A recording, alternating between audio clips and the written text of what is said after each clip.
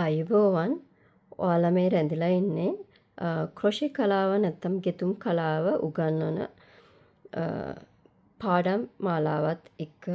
ඉතින් අද මම කියලා දෙන්න යන්නේ ඔයාලට ක්‍රොෂේ කලාව නැත්තම් ගෙතුම් කලාව පටන් ගන්න මොනවද ඕන කරන දේවල් කියලා. ඉතින් මම මෙතනදී වූල් බෝල දෙකක් අරගෙන ඇවිල්ලා තියෙනවා. මේ වූල් බෝල වල එක එක සයිස් තියෙනවා. ඒ සයිස් තමයි 3 ply 2 ply 4 ply එහෙම.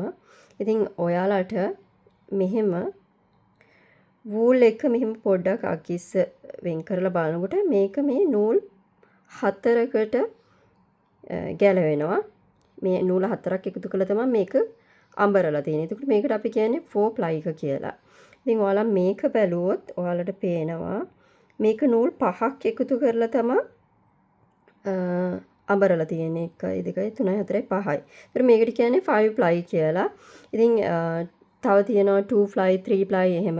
ඉතින් ඔයාලා අලුතෙන්ම ගොතන්න උත්සාහ කරන කෙනෙක් විදිහට මේ වගේ ලා පාටක් ඊට අමතරව 4 ply 3 ply 5 ply වගේ ගන්න. එතකොට ඔයාලට ලේසි. මොකද නූල ටිකක් ලොකු හන්දා ඔයාලට අතට හුරු කරගන්නකත් ලේසි. ඊට පස්සේ ඔයාලට මේ වගේ නූල් වලින් ඊට පස්සේ මේ වගේ නූල් වලින් උනත් ගොතන්න පුළුවන්. මේවට තියෙන කටු වෙනයි. මම ඒක වෙනම පාඩමක් ඉදින් කියලා දෙන්නම් ඔයාලට පස්සේ. දැනට බිගිනර් කෙනෙක් විදිහට මේ ටික විතරක් ඔයාලා ඉගෙන ගන්න. ඊට පස්සේ අපිට ඊට අමතරව මේ වගේ කටු ඕන කරනවා.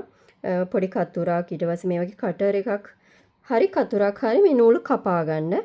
ඊට පස්සේ ඉදිකටු වමනා කරනවා. ඉදිකටු මේ වගේ එකක් තිබුණොත් අපිට ගොඩක් ලේසි වෙනවා අපේ කොණ්ඩ කටු වගේ දේවල් ගොතද්දී ඒකේ ෆිනිෂින් එක කරන්න මහන්න. ඉතින් එහෙම නැත්තම් ඔයාලා කලබල වෙන්න දෙයක් නැහැ. අපිට මේ ගෙතුම් කටුවෙන් මේ ෆිනිෂින් එක කරන්න පුළුවන්. පොඩක් අමාරුයි ටිකක් වෙලා යනවා. ඊට පස්සේ මේ වගේ මාක් කරගන්න පුළුවන්. මේක 60 කටුවක් වගේ එකක්. ඉතින් අපිට මේක ස්ටිච් ගොතාගෙන යනකොට රවුන්ඩ් මාක් කරගන්න අපිට ඒ ස්ටිච් කවුන්ට් කරලා පස්සේ මාක් කරගන්න උවමනා වෙනවා. ඒ වගේ වෙලාවදී මේ වගේ දේවල් උවමනා කරනවා. ඉතින් මේ වගේ දෙයක් නැති වුණත් ඔයාලා කලබල වෙන්න එපා. අපිට වෙන පාටක නූලක් ඒකට පාවිච්චි කරන්න පුළුවන්. ඊට පස්සේ ඔයාලට ඊළඟ ඇති වෙන ප්‍රශ්නේ තමයි මේ වූල් වලට අපි කොයි සයිස් එකේ කටුවක්ද පාවිච්චි කරන්න කියලා. මොකද මේ කටු වල සයිස් එකක් තියෙනවා. දැන් ඔයාලට පැහැදිලිව පේනවා ඇති මෙතන තියෙනවා 3.5 3. ඉතින් මේ වගේ කටුවල සයිස් එකක් තියෙනවා. ඒ කටුවේ සයිස් එකට මේ හුක් එක නැත්නම් මේ කොක්ක වගේ තියෙන එක සයිස් එක වෙනස් වෙනවා. ඉතින් මේට වැඩිය ලොකු කටු තියෙන ඒවා තියෙනවා. මම ඔයාලට කටු සෙට් එකක තියෙන එකක් මම වෙනම වීඩියෝ එකක් කරන්නම් පස්සේ. ඊට පස්සේ අපිට මේ වූල් වල ලේබල් වලම ලියලා තියෙන කොයි කටුවද පාවිච්චි කරන්න ගන්න ඕනේ මේ වූල් එකට කියලා. ඉතින් මම මේ ලේබල් එක ගත්තේ මේ වූල් එකෙන්. එතකොට ඔයාලට පේනවා මෙතන තියෙනවා කතිරයක් වගේ සටහනක්. ඒකේ තියෙන්නේ මේ වගේ නිටින් කියලා කියන්නේ.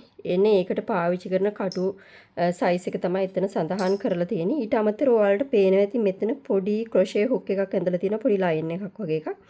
එතන සඳහන් කරලා තියෙනවා 2 ඉඳලා 4 වෙනකන් කටු අපිට මේ වූල් එකට පාවිච්චි කරන්න පුළුවන්. ඉතින් ඔයාලට 2 ඉඳලා 4 වෙනකන් කටු වූල් එකට පාවිච්චි කරන්න පුළුවන්. ඔයාලා ඉස්සෙල්ලා ගොතලා බලන්න කොයි කටුවද ඔයාලට සැටිස් වෙන්නේ කියලා. ඊට පස්සේ ඔයාලා ඒ කටුව පාවිච්චි කරන්න ගන්න. ඉතින් ඔයාලට ඊළඟ පාඩම් මාලාවල් වලදී මම මුල ඉඳලා කොහොමද ගොතන්නේ කියලා දෙනවා. ඉතින් ගොතන්න කැමති කෙනෙක් ඉන්නවා නම් මගේ පාඩම් මාලාවත් එක්ක එකතු වෙලා ඉන්න. ඔයාලට නොමිලේම මේ ගෙතුම් කලාව ඉගෙන ගන්න පුළුවන්. ඇත්තටම මේක හොඳ ආදායම් මාර්ගයක්. ගෙදර ඉඳලා අපිට මේක කරලා ගොඩක් ලොකු ආදායමක් ලබන්න පුළුවන්. හෑන්ඩ්මේඩ් අයිටම් වලට ගොඩක් සමාජ ඉල්ලුමක් තියෙනවා. ඉතින් ඊළඟ පාඩම් මාලාවේදී හමු වෙන බලාපොරොත්තුෙන් මම ඔයාලගෙන් සමු ගන්නවා.